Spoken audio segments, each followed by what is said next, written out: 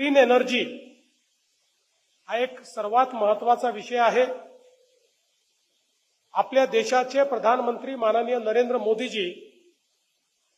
यांनी जेव्हा COP26 मध्ये क्लीन एनर्जीचे टार्गेट्स घेतले की ज्यावेळी जगातले विकसित आणि विकसनशील राष्ट्र कुठेही करारबद्ध होऊन आपले एमिशन्स कमी करणे या संदर्भात कमिटमेंट द्यायला तयार नव्हते, त्यावेळी प्रधानमंत्रीजींनी हे ठरवलं आणि कमिट केलं की आम्ही COP26 चे एमिशनचे जे टार्गेट आहेत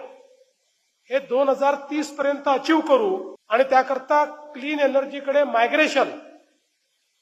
एनर्जी ट्रान्झिशन हे आम्ही भारतामध्ये करू। त्यावेळी अनेकांना वाटलं की प्रधानमंत्री जे सांगतायत हे शक्य नाही आहे, पण मला सांगताना आनंद वाटतो की प्रधानमंत्र्यांच्या पुढाकाराने 2030 पूर्वीच आपण ते जे काही मानकं होते, टार्गेट्स होते, ते टार्गेट्स अचीव केले आणि आज एनर्जी ट्रान्झिशन मध्ये आणि क्लीन एनर्जी मध्ये जगामध्ये भारत सर्वात वेगानं ट्रान्झिशन करणारा देश ठरतो आहे आणि विशेषतः विकसनशील अर्थव्यवस्थेत